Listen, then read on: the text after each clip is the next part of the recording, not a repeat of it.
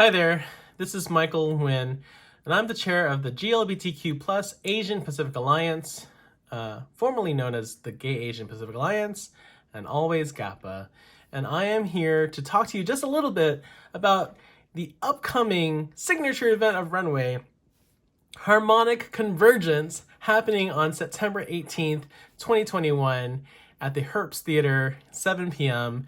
Grab your tickets as soon as they're available. We're so excited to see the step down of both Mocha Latte and Sanjeev, who have been our reigning GAPA royalty for over a year now, almost 2 years. So it's time. We need some new royalty. And just wanted to share with you a little bit about the history of Runway and some changes that have been happening at GAPA and that necessitated a format change for the Runway competition. I'm very excited about. Now, GAPA has always been a place for QTAPI people to voice their concerns and opinions and build their own political power, collectively and independently. And I think that Runway is a part of that community building organization. The history of Runway is actually very humble. It comes from, started in 1988 as part of a come and dance party, just dance party, for mostly gay and bi API men in 1988. And, there was this sort of afterthought thing. Runway was just a pageant, a makeshift pageant where, we had a couple of people walk down a garage or something, so it was very small. And the winner, Miss GAPA at the time, was Gypsy Rose Liu, also Steve Liu. And that actually was invented by Dino Duazo and Manny. I know Dino and Manny for a long time, and they have basically been instrumental in founding Runway to really push our community to re-examine gender roles through drag and through your most authentic self. And so actually in the next year, the Mr. GAPA title was created to really, bring that Runway competition to some to the balance, really. And Runway would then become a powerful symbol of pageantry, a powerful space of pageantry, expressions of gender, and identity building throughout the 1990s, 2000s, 2010s, and now 2020s. Yeah, it's exciting. It was, the tone of the Runway pageant has always been a community first event. Meaning, it actually won awards citywide, and it brought our community together for an evening of fun, extravaganza, and queer and trans Asian and Pacific Islander pageantry. Those reigning Mr. and Miss GAPAs would then represent the community throughout the year and go on to be community leaders. Or, we may never would see them. So it was just kind of, they did what they wanted to do with it, In the 2000s, GAPA would expand its purpose to furthering the interests of LGBTQ Asian and Pacific Islander community.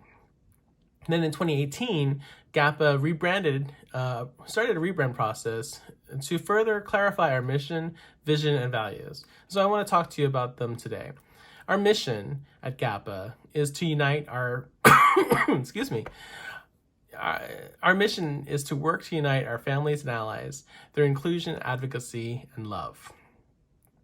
Our vision is a powerful queer, trans, Asian Pacific Islander community that is seen, heard, and celebrated. And our values, sorry, I have a really bad cough. Our values include unity, visibility, abundance, and integrity. And with those, those values and vision and mission in mind, in 2021, so earlier this year, we, after more conversations with our newly instated advisory board, GAPA renamed itself the GLBTQ plus Asian Pacific Alliance to become even more inclusive of our whole QTAPI community. Now, with Runway being our signature event, we embarked to change the format of the competition to ensure that trans and gender non-conforming people feel welcome and included in the competition. Additionally, our current reigning GAPA royalty, Mocha Fappa Latte and Sanjeev, have been instrumental in advocating for change from the rigid binary of a Mr. and Miss GAPA competition to something more inclusive and different and new. Now, our intentions for this community survey is to hear from our whole community. Your voice and opinion matter. We will use the results from this survey to guide our decision in making this monumental change to Runway. We hold ourselves accountable to the community, especially those most marginalized in our Qt API community.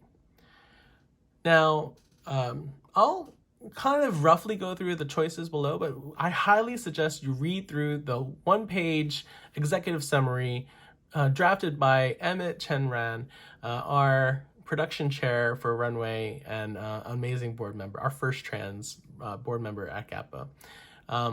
He's done an amazing job, and so I'm not even going to try to read all of it, but I encourage you to go through deeply.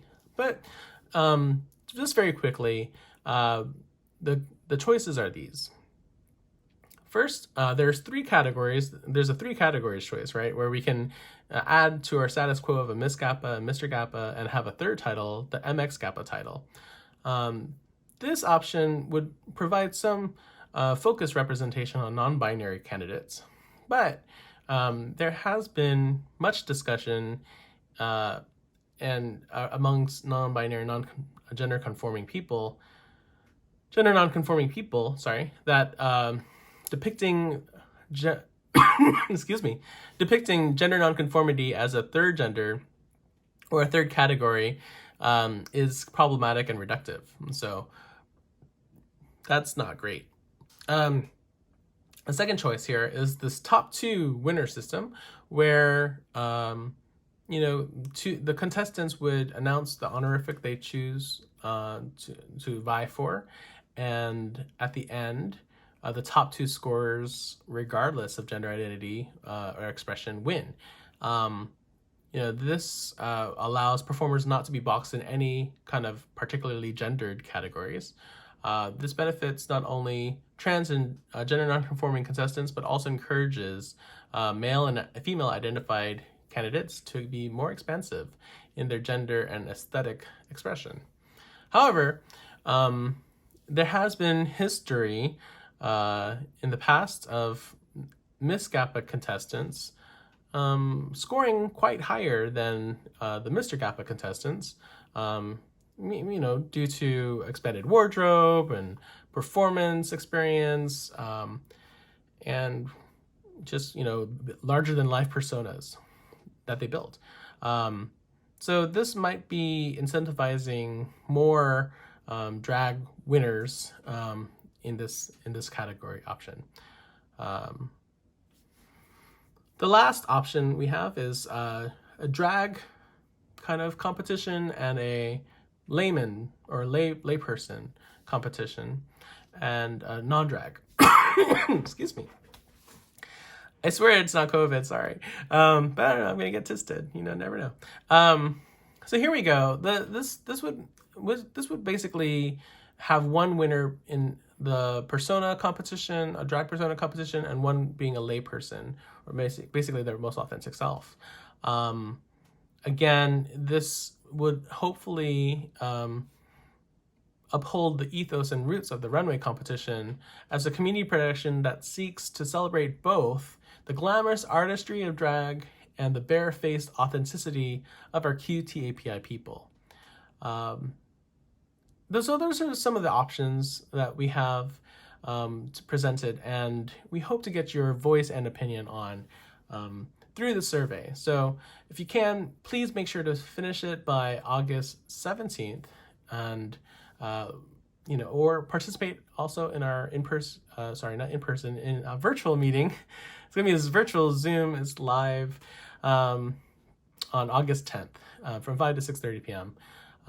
But in any case, at the end of the day, we hope that this brings more people into the conversation and brings our community together to crown GAPA royalty that are representative of all of our mission, vision, and values.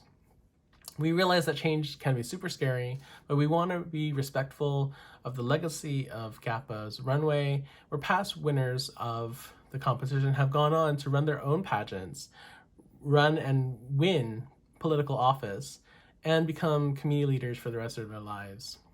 So with that, I want to make sure to invite you again to see you in person at the Herbst Theater on September 18th, 2021. Be sure you're there. Get your tickets as soon as they're available for Kappa Runway Harmonic Convergence. And this is me signing off, Michael Wynn, and also my drag persona, Juicy Lou, Miss Kappa 2016. Thank you so much for your time and attention.